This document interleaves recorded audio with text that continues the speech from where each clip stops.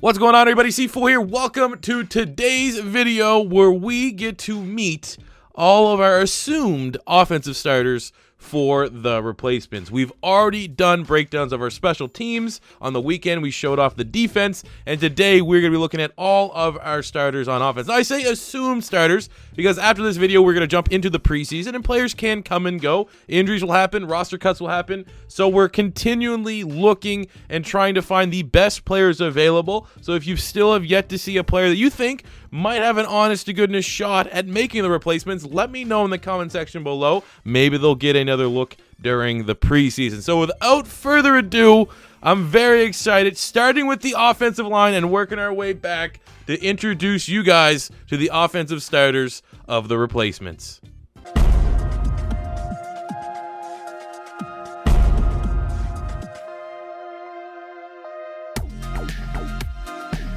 Starting at right tackle, where there will be open competition, we have SS Mullins, another member of the Mullins clan. The SS stands for skyscraper. We told him that's one full word. He said, fuck you. But standing almost 7 feet tall, he has the desired length and obviously the athletic genes, look at the rest of his family, to compete for a starting spot here on the replacements. Look very good in the weight room, look very good in his opening tryouts, so he will compete for the starting right tackle gig throughout the preseason. His competition is going to be Jason Smith, former second overall pick by the St. Louis Rams. He just, one of those guys out of Baylor, had one big year, tested very, very well at the combine. They thought for sure to go along with Sam Bradford. They had their franchise left tackle selected, and it just never clicked for him whatsoever. Regarded as one of the more untalked about busts in National Football League history, when he heard this opportunity for the replacements, he got himself into game shape, and now we'll have a competition with Skyscraper Mullins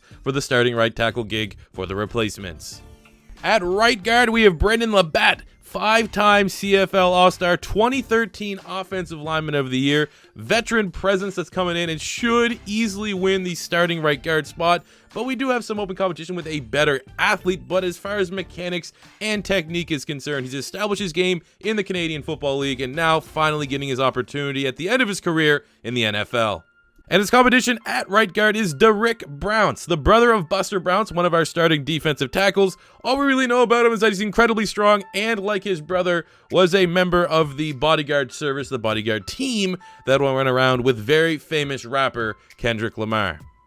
At starting center, we have REESE DISMUKES, who in college was the 2014 Remington Award winner, which means you're the best center in college football, from the Auburn Tigers. Very, very productive. For some reason, just kind of bounced around from team to team here in the National Football League. Ultimately, I do believe it came down to his lack of strength.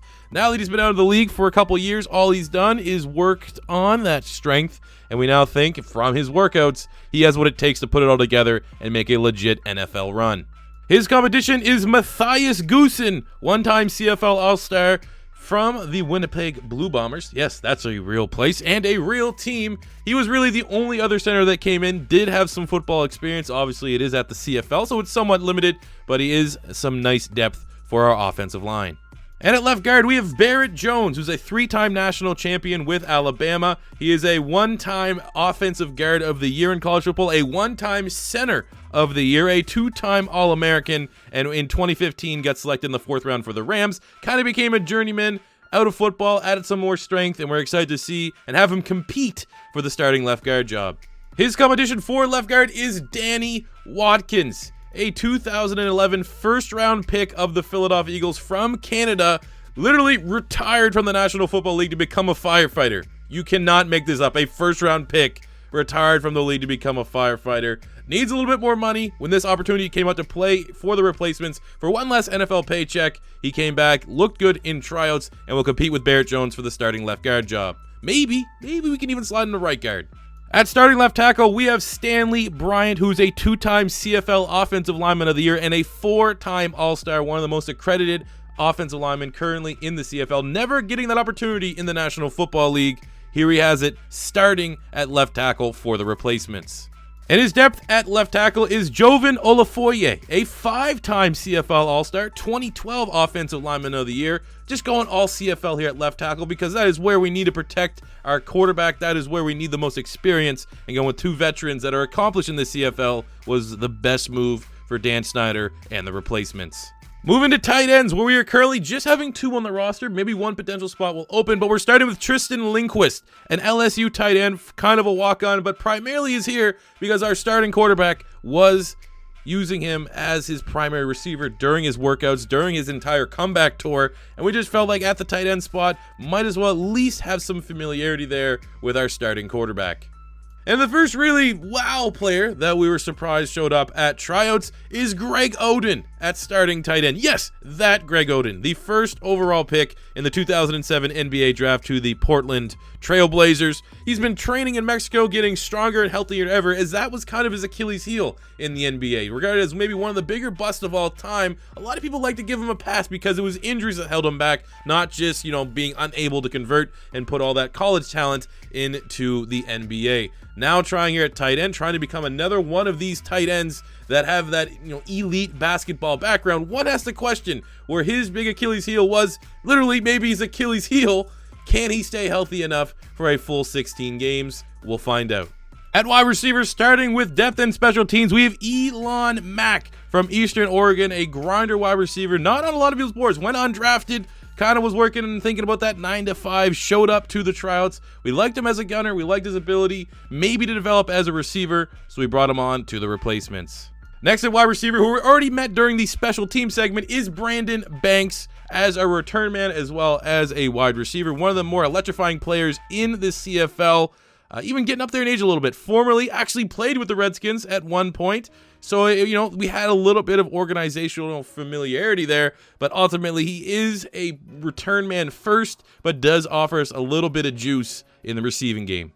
Next up at wide receiver, we have Duron Carter, the son of legendary NFL wide receiver Cris Carter for the Eagles and for the Minnesota Vikings. Duron is a 2-time CFL All-Star, has had a couple opportunities in the NFL, most notably with the Indianapolis Colts, but with, let's be completely honest, kind of has an attitude issue, kind of has an inflated ego. Going up to Canada has kind of meditated that just a little bit, but you still see it come in bursts and spurts and everything like that. So being able to contain that is going to have to come on to whoever head coach is, be it Jay Gruden or whatever, but you can't deny the immense talent and potential that Duron Carter still has, and hopefully he can reach that with the replacements.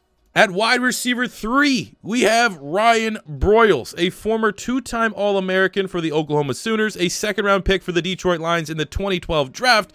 Everything was going his way. Actually, when he declared he had the most receptions in college history over your career, but unfortunately, injuries just kept piling up and piling up and caused him to retire early in his career, and was working for a real estate agency in Norman, Oklahoma when he found out about the replacement tryouts. He was able to heal up, might not have the same kind of zip he used to have, but still has those natural hands that gives him maybe the inside track to be our starting slot wide receiver come week 1. Next up at wide receiver, we have Dorial Green-Beckham, regarded as the greatest high school wide receiver of all time. Yes, over Julio Jones. That does exist. Trust me, here's some proof. And the fact that he's had off-field issues pretty much since he left high school, didn't play a goddamn snap, it felt like, of college football, still went in the second round in the 2015 draft to the Tennessee Titans, has bounced around, ended up going to the Eagles in a trade, didn't work out with Philly, still continued to have some off-the-field issues, and you have to figure this is going to be his last opportunity to become that great next Calvin Johnson type at wide receiver here with the replacements. Next up at wide receiver, we have Mitchell Page, a player that went to the University of Indiana, was a very productive slot wide receiver / punt returner, couldn't land and stay on the Chargers roster, so decided in 2018, rather than just get a 9 to 5, go to Germany, go to the German Football League, where in 2018, he put up an astounding 25 receiving touchdowns in one single season. Enough to give him a look. He was electrifying, he was explosive in tryouts. It's going to be interesting to see how he can carve out a role in our offense. And our last starting wide receiver is going to be Stedman Bailey, who was a third-round pick of the St. Louis Rams back in 2013. Can't forget his uber-productive 2012 season with West Virginia, where he had 114 receptions, 1,600 yards, and 25 touchdowns in one season. Kind of in the NFL, it was looking pretty promising, had some injuries here and there, but before everything could kind of come to fruition for him, he got shot in the head and immediately had to retire. We didn't even know if he'd be alive at this point, and everything has been able to meditate itself. He's been able to get back on the road to recovery, and he has said once a team gives him a shot, he has said and set lofty expectations that he can return and be comeback player of the year. Well, Stedman, you're getting your opportunity here with the replacements. You'll be our wide receiver 1. At starting fullback, we have B.D. Mullins, another member of the Mullins clan.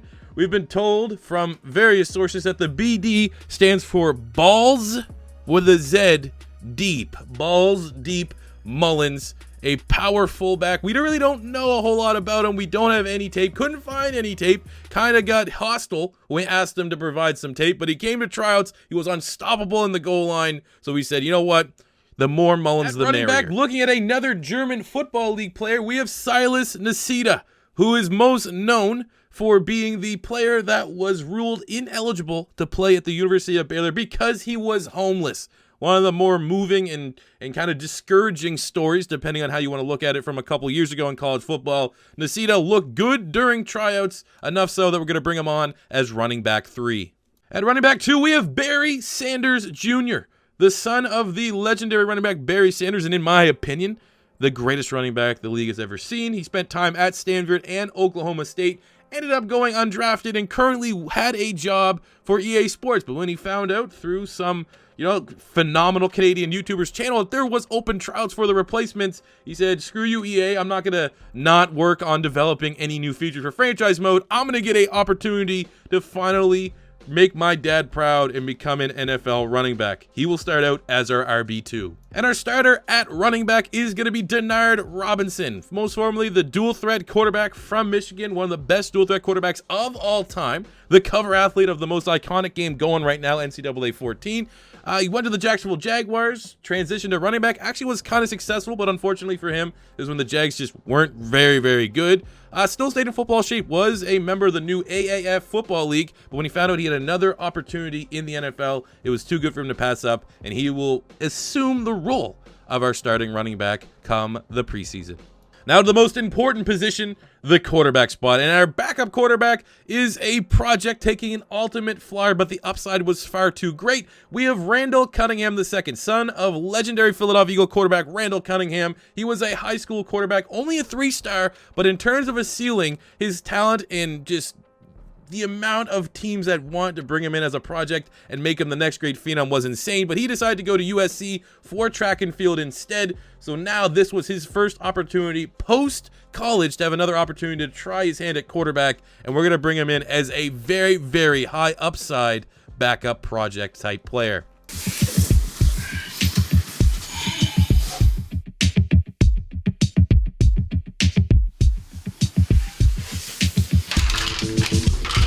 This is the life of JAMARCUS Russell. And at starting quarterback, doesn't need any hype, doesn't need any introduction. The epitome of a player that everyone wants to see what will happen if he can complete a comeback and get one more shot in the National Football League. Your starting quarterback of the replacements is JAMARCUS Russell. So there you have it, guys. That is the starting roster for the preseason. As I stated at the top, there still will be some opportunities for players to come and go and try to crack the roster. I already have a list of about 6 or 7 guys that you may see come throughout the preseason to try and make this squad better, but this is what we're working with for now. But as always, I'm always looking through the comments for what rumors you guys might be hearing out there on the interwebs for players that might be interested in the replacement. So let me know what you think of the team so far. I know it's going to be lofty. I'm going to say right now that the plan all along was to have the first preseason game come this Sunday. If this video can break 800, we'll say 800 likes, which is, roughly what the last couple have been getting around. If this video can break 800 likes, you will get a replacements first debut game Friday. You'll get it Friday. You get it before the weekend starts. But even if we don't, like I said, that's a lofty goal. Even if you don't hit it, check back on Sunday for the debut preseason game. Hope you guys are still digging the series, feeling this series. And if it's your first time stopping by, don't be afraid to hit that subscribe button. Smash the like button if you enjoyed. And until next time, guys, it's C4 saying peace out.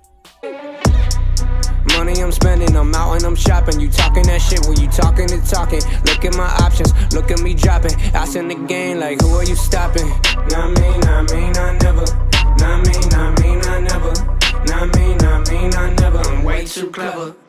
Look at the kid, Mr. Consistent, I'm